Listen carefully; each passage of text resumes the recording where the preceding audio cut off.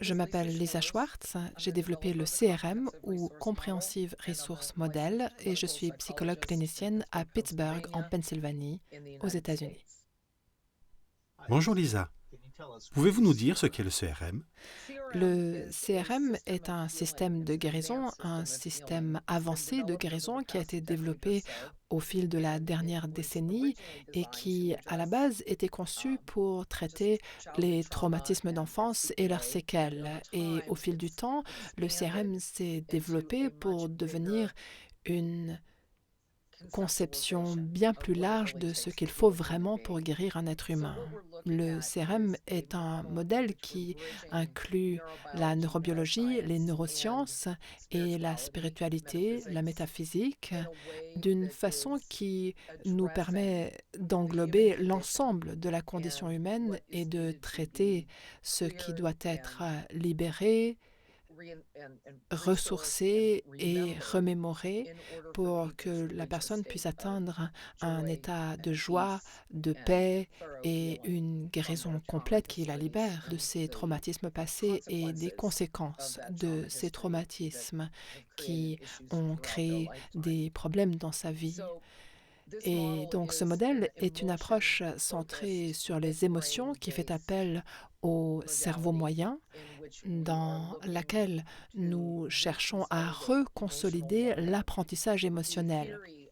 La théorie sous-jacente à ce modèle, c'est le concept du traumatisme, en particulier du traumatisme de séparation, qui peut être lié à une rupture d'attachement avec les parents, une rupture d'attachement avec la terre natale, une rupture d'attachement avec le soi.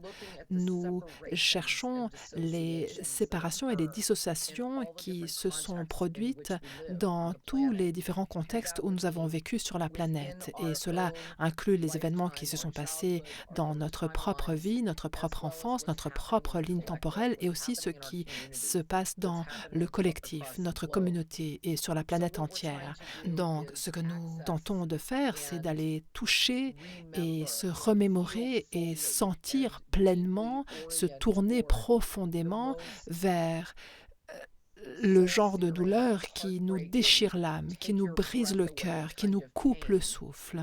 Ces douleurs qui créent chez la personne la nécessité d'enclencher des réponses défensives qui deviennent ensuite les symptômes que nous amènent les patients qui viennent nous voir. Nous juxtaposons dans ce modèle une expérience simultanée où la personne d'un côté se remémore la souffrance la plus atroce et la plus douloureuse qui s'est passée dans sa vie, mais cela est juxtaposé avec l'activation de circuits neuronaux et de chimie neuronale qui constituent des ressources extrêmement solides. Et cette juxtaposition d'expériences opposées ou contraires est ce qui permet au cerveau de reconfigurer la façon dont il a appris et consolidé les réactions émotionnelles à ces traumatismes. Il peut ainsi complètement les reconfigurer et les reconsolider sous la forme de réponses qui ne sont plus dysfonctionnelles, qui n'interfèrent plus avec la vie de la personne et qui ne contiennent plus aucune charge émotionnelle ou énergétique. Nous utilisons les positions oculaires pour ancrer ces boucles de ressources et le modèle lui-même est conçu pour créer de multiples couches et niveaux de différents types de ressources neurobiologiques, neurochimiques, métaphysiques et spirituelles. Tout cela dans le but de créer la sécurité ancrée dans le corps et le cerveau qui va nous permettre d'accéder à ces voies neuronales-là. Ce sont des voies insoutenables dont nous nous sommes dissociés dès qu'elles se sont mises en place à l'origine et nous souffrons des conséquences de cette dissociation et nous avons créé toutes sortes de réponses défensives dans le but justement d'éviter cette douleur tout au long de notre vie. Le modèle lui-même nous permet de maintenir les acquis que nous avons obtenus grâce au travail accompli à chaque séance, parce que ce qui fait intrinsèquement partie de ce modèle et qui en est un impératif, c'est d'encourager les gens, après avoir travaillé sur les obstacles qui les bloquent, à s'exercer ensuite chez eux. c'est-à-dire à emmener avec eux ce qui s'est passé pendant la séance, les changements positifs qui se sont produits pendant la séance et les utiliser pour mettre en pratique ces ressources à travers des exercices à la maison, dans le but de se servir de la neuroplasticité cérébrale pour s'assurer que le travail réalisé s'ancre concrètement. La façon dont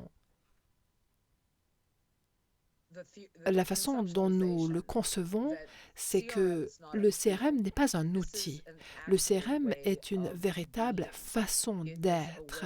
C'est une façon d'être avec un patient. C'est une façon littéralement d'être intuitivement présent moment après moment dans le travail.